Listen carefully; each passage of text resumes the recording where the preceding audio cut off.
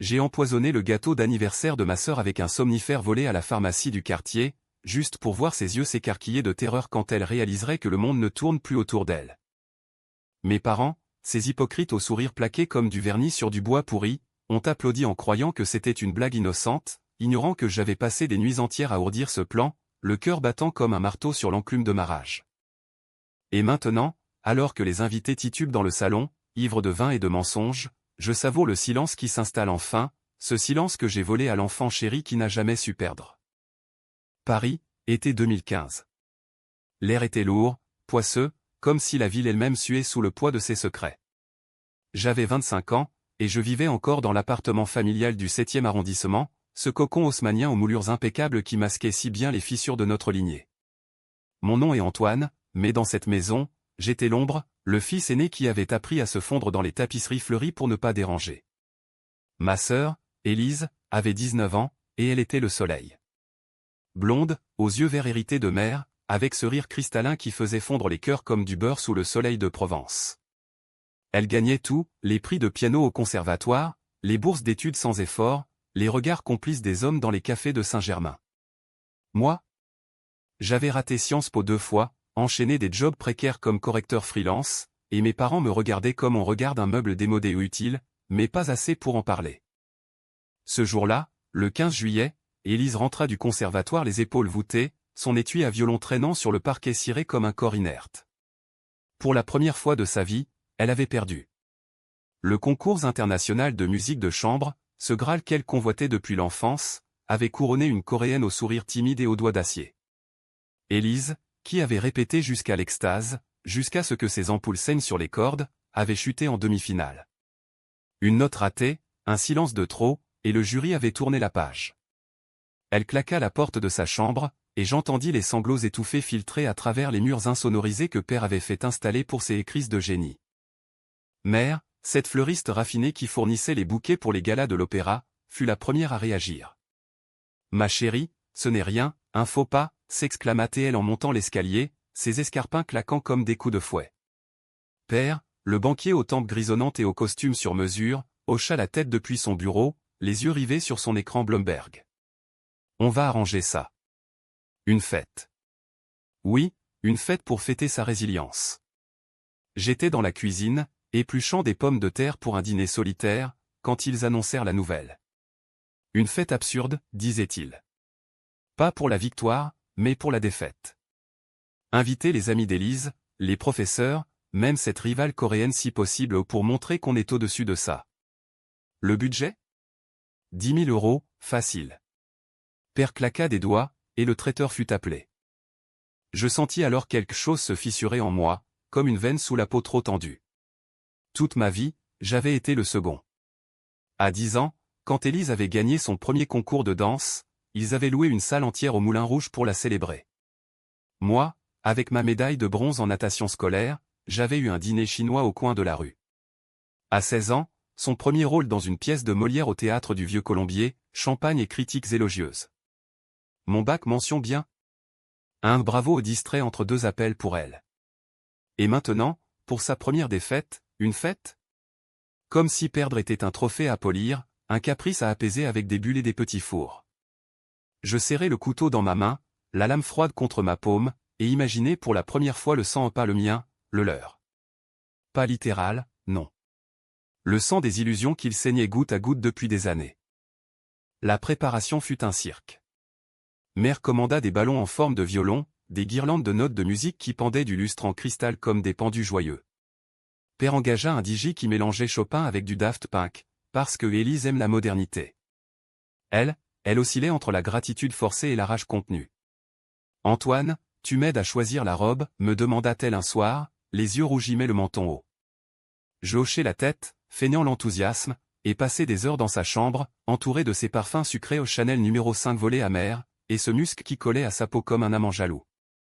En réalité, je notais tout, les faiblesses, les fissures.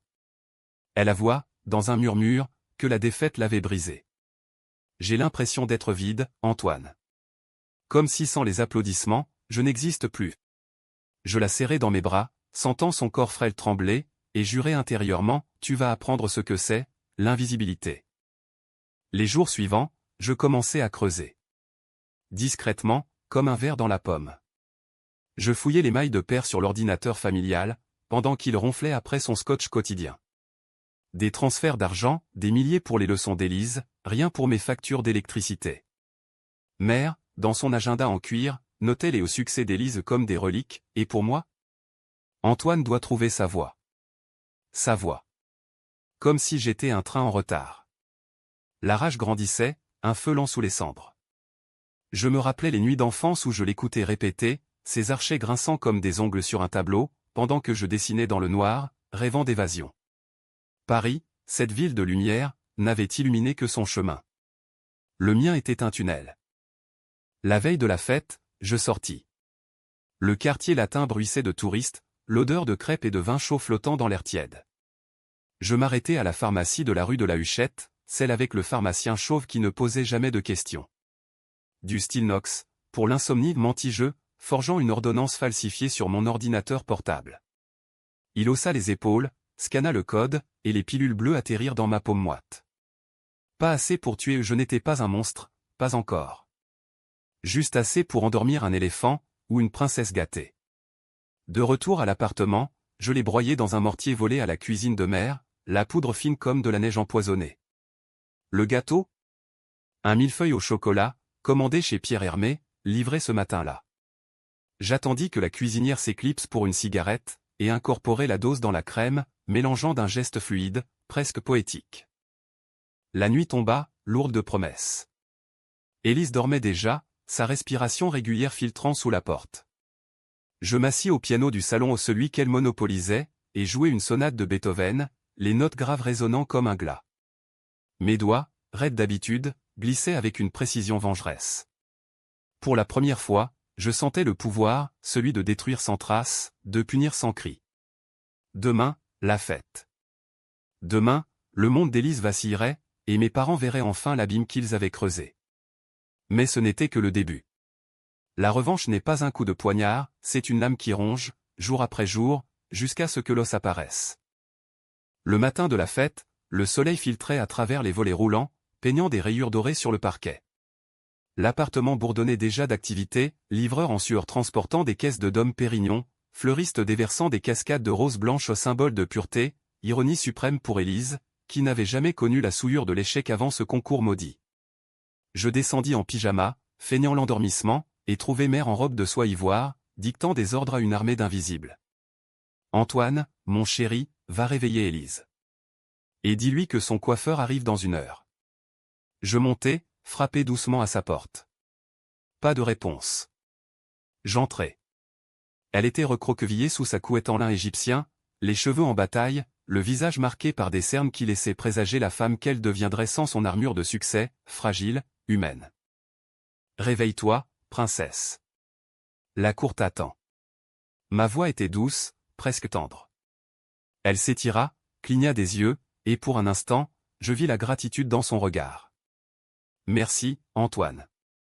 Sans toi, je... Elle s'interrompit, se levant d'un bond pour embrasser sa garde-robe. Je souris, sortant de la chambre avant que le dégoût ne transparaisse. En bas, Père sirotait son café, le Figaro ouvert à la page des marchés. Tout est prêt pour ce soir. J'ai même invité le jury. Pour montrer du fair-play. Fair-play. Le mot me brûla la langue. Fair-play pour qui? Pour la fille qui avait tout, ou pour le fils qui ramassait les miettes? La journée s'étira en un rituel absurde.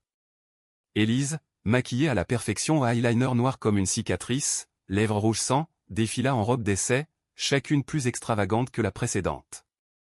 Une Dior vintage, un cadeau de mère pour ses 18 ans, une Givenchy prête à porter, achetée impulsivement après un de ses triomphes. Laquelle, Antoine? Laquelle me fera oublier? Oublier quoi? La défaite, ou l'enfance volée à son frère? Je pointai la noire, celle qui soulignait ses clavicules saillantes, comme des ailes brisées. Celle-là. Elle te rend invincible. Mensonge pieux. Elle rayonna, et je sentis la poudre du somnifère peser dans ma poche comme un talisman. L'après-midi, les invités affluèrent. D'abord les amis d'Élise, ces étudiants du conservatoire aux airs de bohème fauché, mais habillés comme pour un défilé. puis les professeurs, barbus et sentencieux, serrant la main de père avec des murmures sur la prochaine fois. La rivale coréenne n'était pas venue ou une excuse polie par mail, mais son absence planait comme un fantôme bienvenu. Je me fondis dans la foule, servant des coupes de champagne, écoutant les toasts à Élise, qui transforment la chute en envol. Elle rougissait, riait, mais je voyais les tremblements de ses mains, le verre qui cliquetait contre ses dents. Le gâteau trônait au centre de la table, une tour de chocolat et de crème, ornée de violons en sucre filé. Personne ne se doutait que j'avais ajouté ma touche personnelle, une symphonie de sommeil. Le DJ lança les premiers accords, un mash-up de Vivaldi et d'Edith Piaf, et la fête prit vie. Élise dansa, virevoltant au milieu des invités, sa robe noire tourbillonnant comme une ombre affamée. Je l'observais depuis le balcon, fumant une cigarette roulée à la main, l'air de la scène montant jusqu'à moi, chargé d'humidité et de regret. Paris scintillait en bas, les lumières de la tour Eiffel perçant la nuit naissante comme des aiguilles. Combien de fois avais-je rêvé de sauter, non pas pour mourir, mais pour atterrir ailleurs, loin de cette mascarade. Un couple passa derrière moi, riant d'une anecdote sur Élise enfant. Elle était déjà une étoile. Et Antoine? Ah, lui, c'est le pilier silencieux. Silencieux. Oui. Mais les piliers, quand ils craquent, emportent tout. C'est mère qui coupa le gâteau. Pour marquer le coup, ma puce. Une part pour chaque leçon apprise. La lame s'enfonça, créant des tranches parfaites, et les assiettes circulaires. Élise en prit une généreuse, les yeux brillants sous les lustres. À la santé de l'avenir, trinqua-t-elle, et la foule acclama. Je pris une bouchée minuscule, pour la forme, sentant la crème onctueuse fondre sur ma langue douce, innocente en apparence. Les minutes s'égrenèrent. D'abord, rien. Puis, un bâillement étouffé chez un invité. Élise cligna des yeux, secoua la tête. Je suis fatigué, c'est le vin. Mère rit. Repose-toi, ma chérie. La fête continue sans toi. Mais ce n'était pas le vin. Vers minuit, alors que la piste de danse se vidait, Élise s'effondra sur un fauteuil, les paupières lourdes comme du plomb. Antoine. Je. Dors, balbutia-t-elle, sa voix pâteuse, avant de sombrer. Les invités murmurèrent, père à plein un médecin par précaution au trop de stress, sans doute, mais le praticien haussa les épaules, juste de l'épuisement. Laissez-la. Je feignis l'inquiétude, tamponnant son front avec un mouchoir en lin, sentant sous mes doigts la chaleur de sa peau, la vulnérabilité qu'elle m'offrait sur un plateau. Mes parents, ces marionnettistes maladroits, transformèrent l'incident en anecdote, voyez, même dans la défaite, elle donne tout. Rire forcé, verre vidé. La fête se poursuivit jusqu'à l'aube, un requiem pour l'illusion. Seul dans ma chambre à l'aube, alors que les derniers invités titubaient vers les taxis, je relus les mailles de père. Un an particulier, un virement de 5 000 € pour un coach personnel d'Élise, daté de la veille. Mon compte en banque? Vide, à 0, La rage revint, plus aiguisée. Ce n'était pas fini. L'empoisonnement n'était qu'un amuse-bouche. La vraie revanche? La faire douter, la briser de l'intérieur, jusqu'à ce qu'elle voie les chaînes qui lui avaient forgées. Et eux? Ils paieraient pour chaque sourire fin, chaque bravo volé. Paris dormait, mais moi, je veillais. Le jeu ne faisait que commencer. Les semaines suivantes furent un lent empoisonnement, non plus chimique, mais psychologique.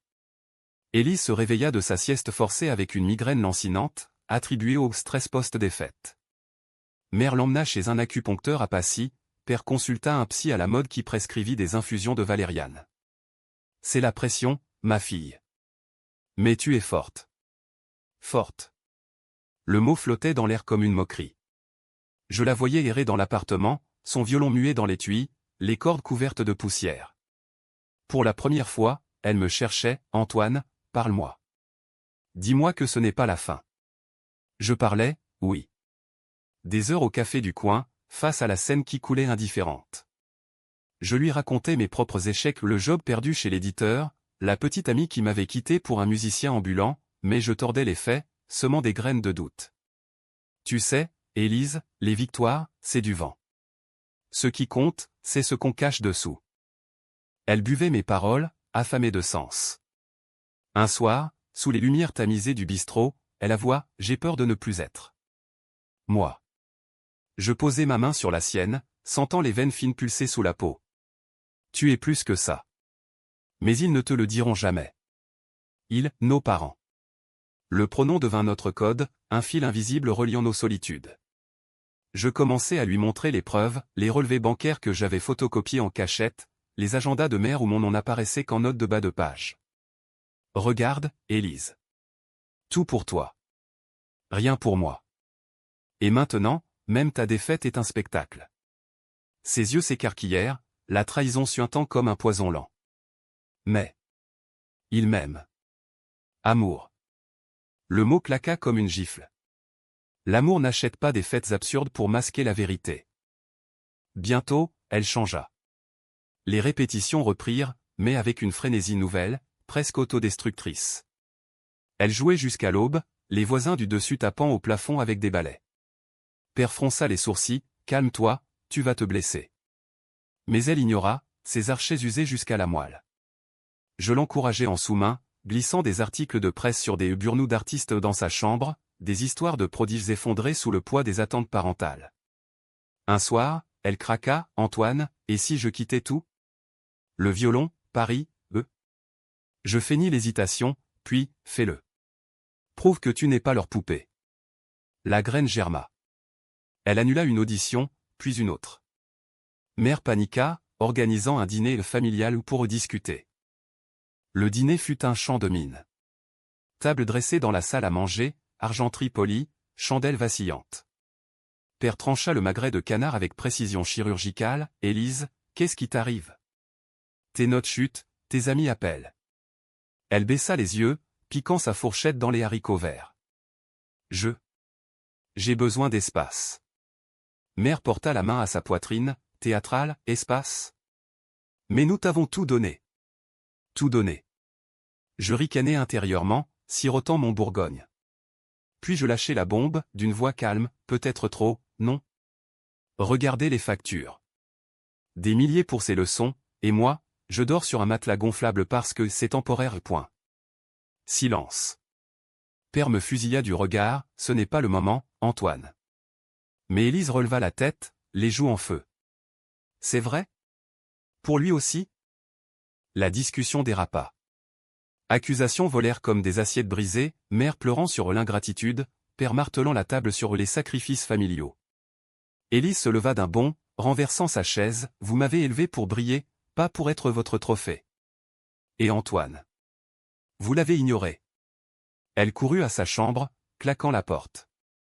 Mère s'effondra en sanglots, père me pointa du doigt, « C'est ta faute, avec tes idées tordues. » Ma faute ?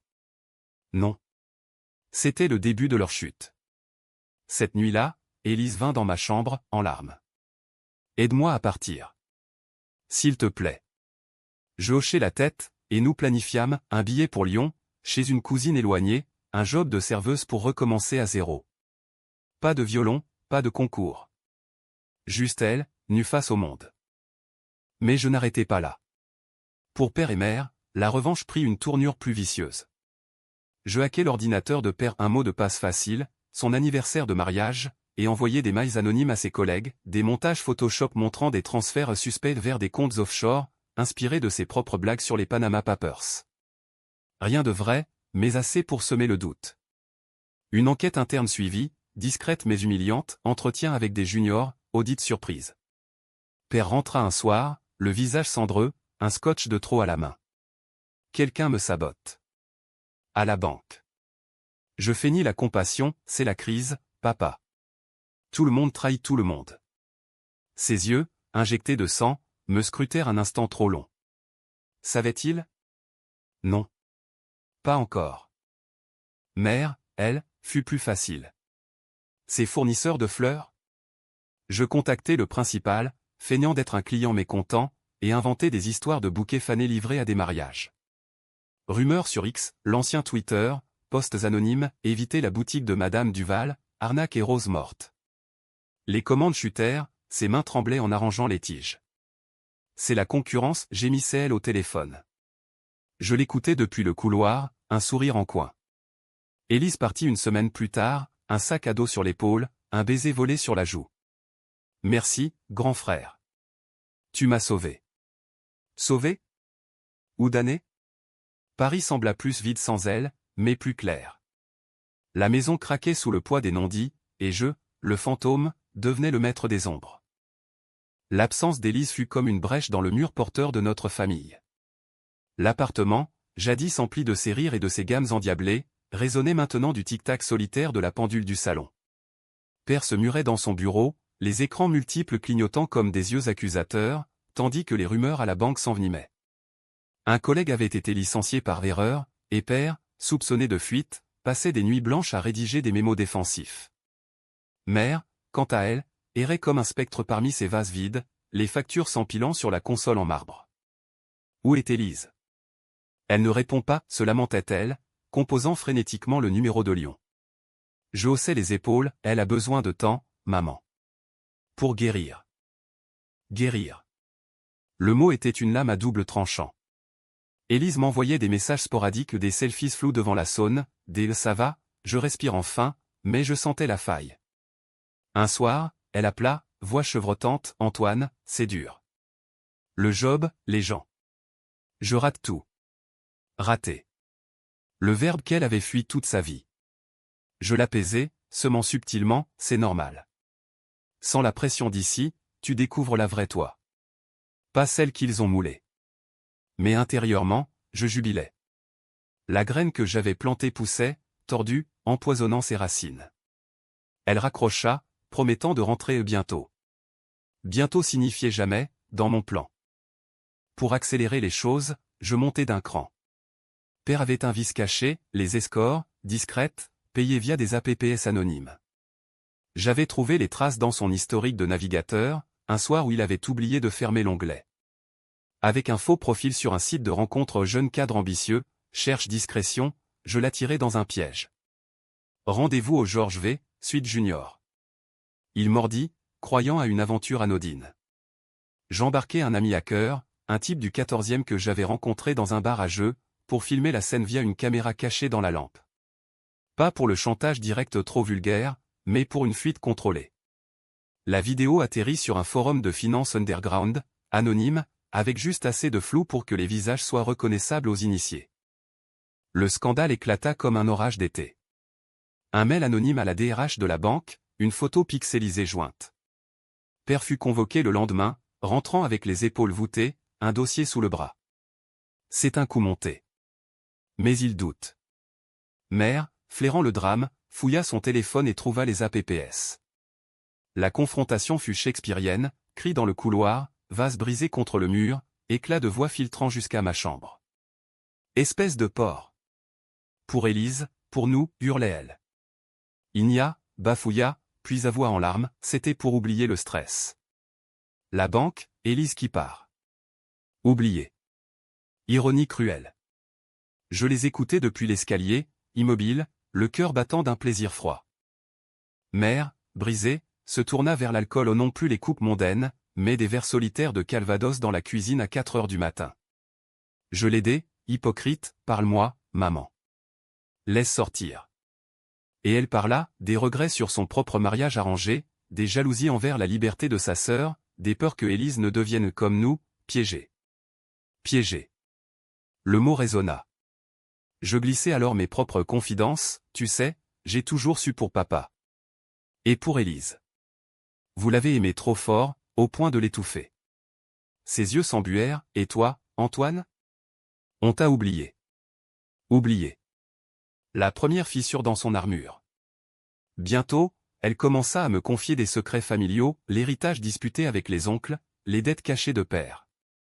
Munitions. Je notais tout, un carnet noir sous mon matelas, page noircie de vengeance. Élise revint un mois plus tard, un soir de pluie battante. Elle frappa à la porte, trempée, le sac à dos alourdi d'échecs lyonnais. Je n'y arrive pas, Antoine. Reviens-moi. Je l'accueillis, la séchant avec une serviette, l'abordant comme une enfant. Mais le lendemain, la maison explosa. Mère, découvrant son retour, l'étreignit en pleurs, ma fille. Ne repars plus. Père, distant, marmonna un bienvenu. Élise, marquée, observa la tension, les cernes de mère, la barbe de 3 jours de père. Qu'est-ce qui s'est passé ici, demanda-t-elle. Je haussai les épaules, la vie. Sans toi, tout s'est fissuré. La vérité, à moitié dite, fit son œuvre. Elle commença à questionner, à fouiller. Un soir, elle trouva la vidéo sur le téléphone de Père. Il l'avait supprimée maladroitement, et vomit dans les toilettes, le choc la pliant en deux. Comment avez-vous pu, siffla-t-elle à table, le lendemain? Père blêmit, c'est du passé. Mère hurla, c'est ta faute, Élise. Si tu n'étais pas partie. La boucle se referma, la défaite d'Élise blâmée pour les vices de Père. Elle se tourna vers moi, yeux suppliants, Antoine, dis-leur. Je parlais, voix mesurée, ils se sont détruits tout seuls. Mais toi, Élise, tu peux encore choisir. Choisir. Le mot la hanta. Elle reprit le violon, mais pas pour les concours ou pour elle, dans les parcs, anonyme parmi les touristes.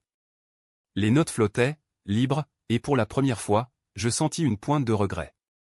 Était-ce la revanche, ou juste la destruction? Non. Pas encore fini.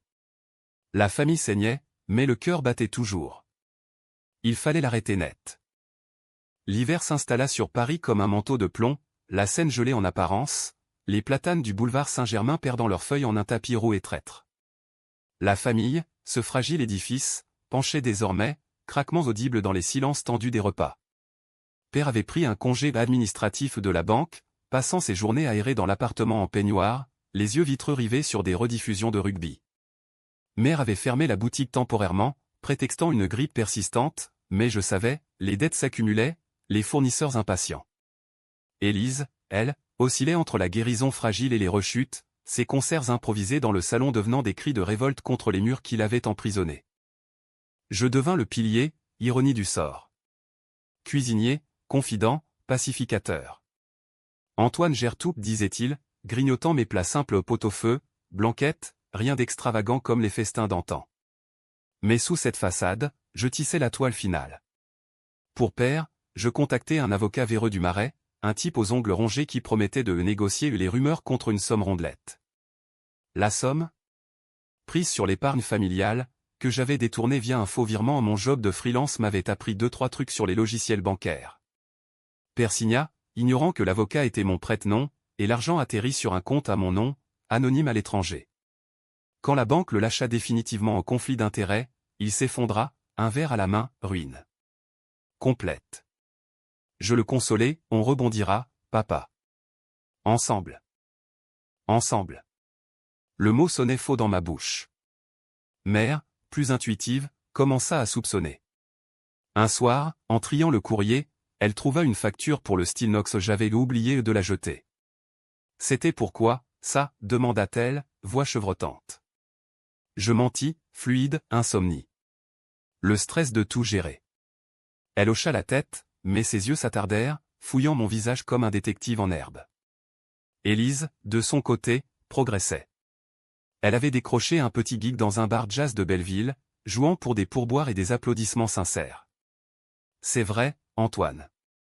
Sans pression, me confia-t-elle après, les joues rosies par l'adrénaline. Mais je voyais la faille, lors d'une pause, elle avait croisé un scout de la Belle, et l'ancien démon la gloire avait scintillé dans ses yeux. Je l'éteignis d'un murmure, n'oublie pas pourquoi tu joues. Pas pour eux. La vengeance culmina un soir de Noël anticipé, une tradition familiale que mère insista pour maintenir, malgré tout. Sapin dressé dans le salon, guirlande terne, dinde rôtie au four. Nous étions 4, mes 3 fantômes, père buvant en silence, mère forçant des sourires, Élise triturant son bracelet en argent, un cadeau d'enfance que je lui avais offert, gravé à ma sœur, l'étoile. Les cadeaux s'empilèrent, pour elle, un violon neuf, acheté à crédit par mère, pour moi, un stylo plus musé, pour père, une cravate fanée. Puis, le mien, une enveloppe pour chacun, de la part d'un ami. Dedans, pour père, une capture d'écran de s'aimer aux escores, à noter la vérité libère. Pour mère, un relevé des retraits pour Élise, soulignant un sacrifice inégalitaire. Pour Élise, une lettre manuscrite, ma plume, tu n'es pas leur fille. Tu es la mienne, brisée par amour. Pars, où restent tes combats. Le silence fut assourdissant. Père lut, blêmi, le papier tremblant dans sa main. Qui? Mère pleura, froissant le sien, on t'a volé ta vie, Antoine? Élise, les larmes coulant, se leva, c'est toi? La fête, le gâteau, tout. Je ne niais pas. Pas un mot. Juste un regard, froid, implacable. J'ai voulu que vous voyiez. La famille n'est pas un théâtre.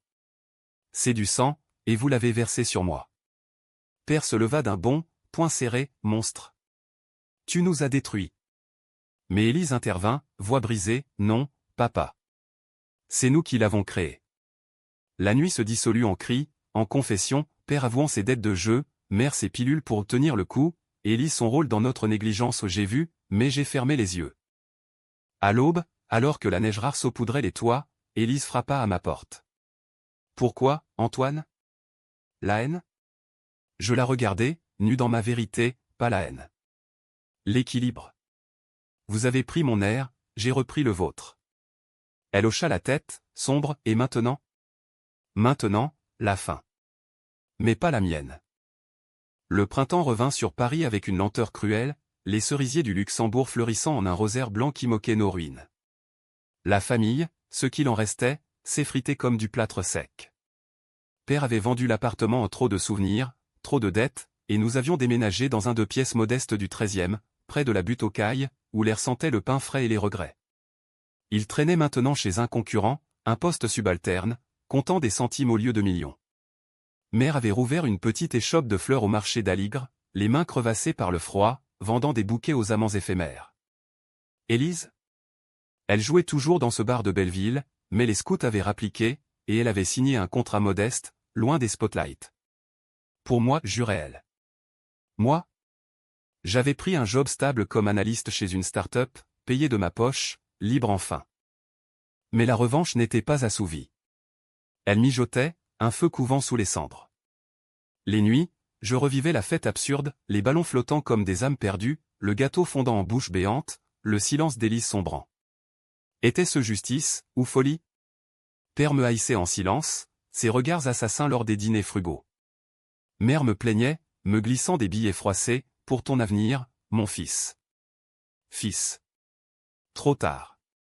Élise, elle, me cherchait encore, nos promenades le long de la Seine devenant des confessions mutuelles. Je te dois tout, Antoine. La vue claire. Mais je voyais la culpabilité dans ses yeux, le poids de savoir quel avait été l'instrument de ma douleur. Le climax vint un soir d'été, lors d'un concert d'Élise au Bataclan. Ironie du lieu, cicatrice de la ville. La salle était pleine, sueur et excitation, ses notes de violon déchirant l'air comme des aveux. Je m'étais glissé au premier rang, invisible dans la foule. À l'entracte, elle me repéra, descendit de scène pour m'embrasser, reste après. Le show reprit, triomphal, et pour un instant, j'enviais sa lumière retrouvée. Mais après, dans les coulisses, entourée de fans et de bouteilles de bière tiède, elle murmura, j'ai raconté à un journaliste. Sur la fête, sur nous. Pas pour détruire, pour guérir. Guérir. Le mot me gifla. L'article sortit le lendemain, dans Le Monde, la prodige brisée, confession d'une enfance volée. Pas mon nom, mais les détails, la fête absurde, les favoritismes, les vices enfouis. Père lut, et fit une crise cardiaque, légère, mais suffisante pour l'hôpital. Mère appela, voix brisée, Antoine, c'est toi? Derrière tout? Oui. Tout. Je rentrais ce soir-là, le 2 pièces étouffant sous la canicule.